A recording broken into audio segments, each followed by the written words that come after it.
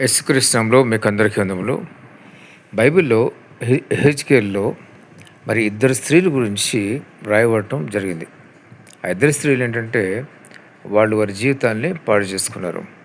వాళ్ళు ఎలా పాడు చేసుకున్నారు అనేది కొంచెం వివరంగా అక్కడ రాయటం జరిగింది. మరి ఆ తర్జుమాలో కూడా కొంచెం మెరుగుగా దాన్ని తర్జుమా చేస్తే బాగుండేది.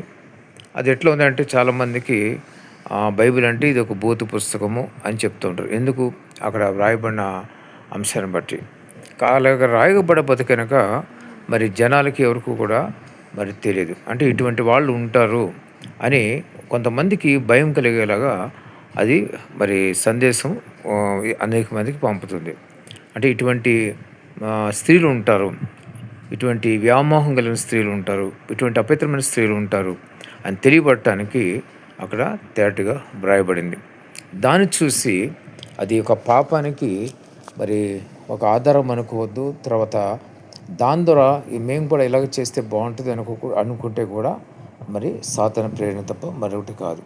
అదొక హెచ్చరికగా మరి దేవుడు అక్కడ అనుమతించినాడు బైబిల్లో అవి రాయడానికి. ఎందుకంటే మనిషికి తెలియాలి ఎటువంటి స్థితిలో ఎటువంటి గతిలోకి పోతున్నాడు కాబట్టి అక్కడ రాయటం జరిగింది. కాబట్టి ప్రతి ఒక్కరు కూడా బైబిల్ని అర్థం చేసుకునే విషయంలో చాలా జాగ్రత్తగా అర్థం చేసుకోండి.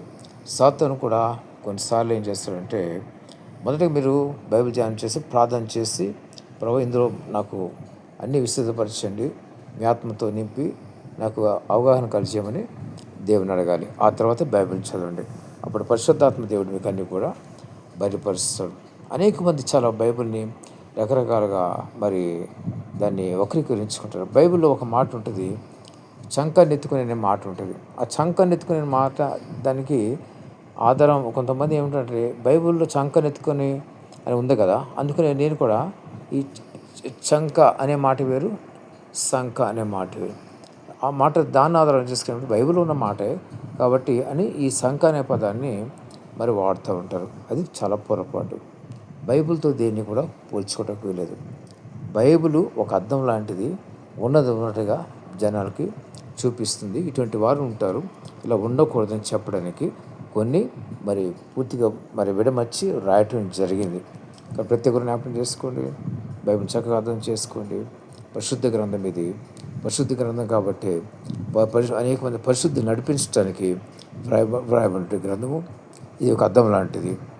ప్రతి ఒక్కరు మీరు అర్థం చేసుకోండి. దేవుడి మాటల మీద ఏం శాస్త్రించుగాక. ఆమేన్.